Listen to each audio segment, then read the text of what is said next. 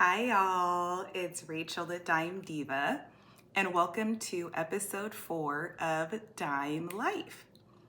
So, as I was getting ready for today's episode and just preparing what I was going to say and thinking about y'all out there, I was like, what should I call the subscribers to the Dime Life channel and the Rachel the Dime Diva sports channel? And I thought, what about calling the girls Dime Divas and the men or boys Dime Daddies?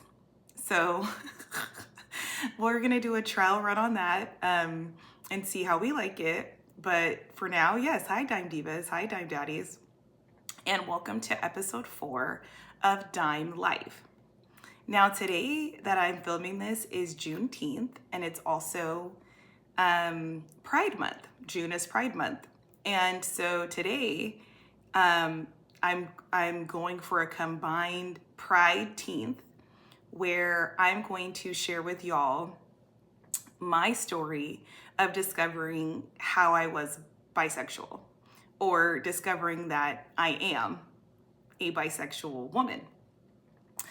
So yes, I think that this is going to be a great learning opportunity for those who may be questioning their sexuality, maybe exploring, and also especially those like me who grew up in a religious setting to kind of help determine exactly what is going on inside of them. So let's start off with this. The first person that I was ever attracted to, I believe I was around 5 or 6 years old, was a woman. Now, this woman was a mom of one of my friends. She's a gorgeous lady. And I remember thinking like, ooh, I really like her. And immediately being like, oh, that seems off, because everything that I see on TV, all of the stuff that I'm being taught via the media, and then what I'm seeing in my own household, is that women like men in that way, in that sexual way. They're attracted to men. And mind you, at this time, I was not fully entrenched in my religious programming that I was given as a child, but I was very steeped in traditional culture, in Black culture. I had only ever seen households with men and women and children. I had seen a couple of single parent households by the time that I was 5 or 6, but it wasn't common for me to even see single parent households, let alone a household with 1 or 2 women in that household. And so I thought, okay, I'm just going to keep this to myself. I'm not going to say anything. And I'm just going to go about my life as usual. So I would say as I got into like 1st grade, 2nd grade, 3rd grade, elementary years, I had my little crushes on boys in the class. And I would be asked by family members, who do you like? Who do you have a crush on? And that was a normal question back then. And kind of just the heteronormativity, right? There was an assumption that I was going to be a straight woman dating a straight man. And of course, this is not even taking into account like cisgender, transgender. This is simply just like a binary of heterosexual or homosexual. Okay, so let's go to like elementary years. That is when my family started to get really involved in church. Now, I was raised in the Church of Christ, and it's a very conservative evangelical Christian tradition. I am not currently a member of the Church of Christ anymore, and I consider myself to be a believer in Christ, but I also don't identify as an evangelical Christian. I identify as a spiritual person. Now, in terms of how I was raised in that environment when it comes to my views on sexuality, let's just say that it was as conservative can be. So in the Church of Christ, in some in some sects of that church, in some microcosms of that church, women are not even allowed to speak upon entering the church house. There's many of the churches of Christ that don't allow women to preach or give any type of like speaking role during the church service.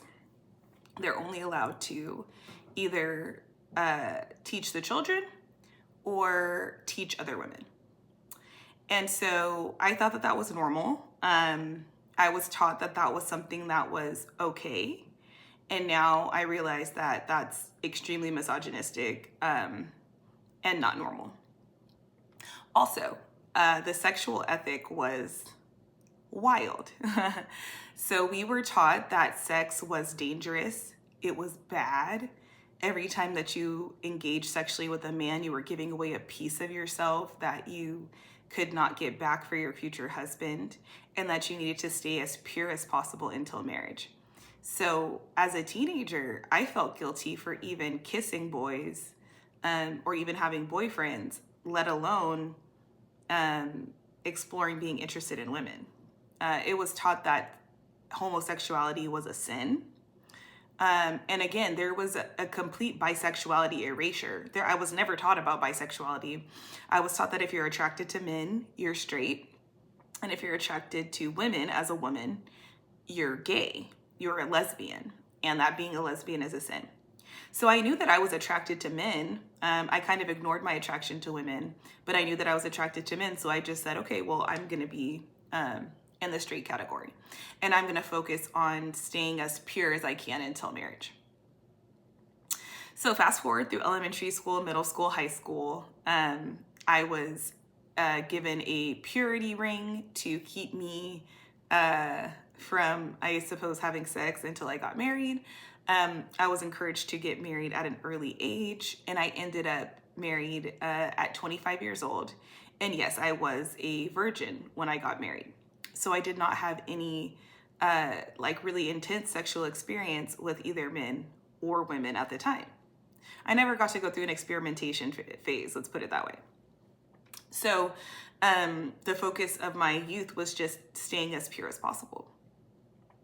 So when I got married at 25, lo and behold, being married as a virgin, it didn't go well. And we'll talk about that more in future videos. But my ex-husband does have a public post up on his Instagram that has this information. So I feel comfortable to at least share this with you, that I ironically ended up marrying somebody who was a sex addict. So it's ironic because the way that his sex addiction manifested with being addicted to pornography, it's something that I wouldn't have been able to pick up on because we weren't having sex before marriage. So actually being a virgin before marriage, I'm sure it had some benefits in my life. I'm sure I dealt with I avoided dealing with a lot that women had to deal with in the high school and college days with men, etc. But ultimately it did make me a sitting duck, because immediately upon starting to have sex with my husband, I realized something is very wrong here. Something is very off. And so I think I would have picked up on that had we had sex before marriage. So basically all I'm saying this is to say that it's not necessarily a benefit to a woman to not have sex before marriage. It can also be a detriment. There's two sides to every coin, right? So anyways, upon, the marriage, it did not work out well. And I spent a long time studying his addiction, studying sexuality. Kind of, in a way, it kind of put me in the mode of doing a deep dive into healthy human sexuality. So like, what is our goal here? What are we looking for? What does it look like when somebody is having a healthy expression of their sexuality? And a big part of that study for me showed me the unhealthy nature of shame, and shame around sexuality, and how much of a detriment that can have to a person's mental health. And I was flabbergasted because that's literally how I was socialized as a young girl in American culture, in purity culture within the church. I was socialized to be ashamed of my sexuality. And this isn't even taking into account the bisexuality part, just having any sexuality as a woman. And so that was the first step, kind of a freedom to me, to say like, oh, well then if the cause of all of this turmoil and pain in our life that's underlying this addiction is ultimately shame based, then what I want to do is get rid of shame. And I want to embrace my sexuality. My sexuality isn't something to be embarrassed of. So although the marriage didn't work out, it did free me a lot in terms of being able to see that the religious shame and cultural shame around sex was truly destructive. So upon my divorce, or upon my separation from my husband, my ex-husband, I decided that I was going to take a different tactic to my sexuality as a single woman. And I decided I'm not going to be ashamed of myself and my choices. I'm going to do whatever I want. So step one was I got my first boyfriend after the divorce. And this was a couple years after the divorce. And I remember having this boyfriend and it being the first time that I felt comfortable exploring my sexuality with him. And we weren't married. And it was really funny because the first time that I had sex outside of marriage, I really thought I was going to get struck by lightning. But ultimately, it was the best experience that I had had to date. And I still think back on it as a positive experience. And so I was like, oh, so you're not going to get struck down like I was taught. And actually, this is better than it was in my marriage. So let's go. So while I was dating the first man that I had dated after a divorce, he was really helping me. I had shared with him that I haven't had a chance in my entire life. At the time I was 32, 33. And I told him, I haven't had a chance in my entire life to explore myself sexually. And he was like, okay, well, I would love to, take that journey with you and help you with that. So I told him that one of the things that I've always been interested in is seeing if that attraction to women is still there. And it's so funny because once you say things out into the atmosphere and into the universe, those opportunities present themselves. And so shortly after having that conversation with him, I think it was probably a month later, I got an opportunity to have an encounter and an experience with a woman. And it was an amazing experience. And it was also really helpful for me to have this partner at the time who was really understanding. He was willing to listen to me talk about it and process it through with him. And he was supportive of that. And he wasn't intimidated by the fact that I was still exploring and I was not wanting to settle down. Now, eventually we did have to break things off. Even though I have a lot of love for him still to this day, he was ready to settle down. I'm still not ready to settle down. I was settled down for the first 33 years of my life. I'm going to be outside for a little minute.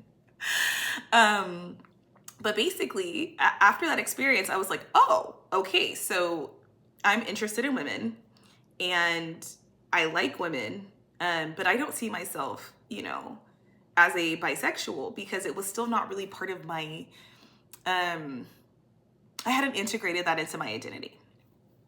So funny enough, this is what always happens in my life so far is when a lesson is ready to be learned, it starts rising to the surface and you cannot ignore it. So I started having these moments of just anxiety and discomfort around my sexuality and my relationships and love. And I really just couldn't get the stress and strain of the situation out of my mind. So at the time I decided that I wanted to re-enter therapy. I had gone through therapy when I had first had my daughter, and it was part of the process of me being able to get out of my marriage and to recognize the codependency and the addictive patterns and the things that were leading me to be willing to self-destruct my own life in order to enable somebody who was in addiction.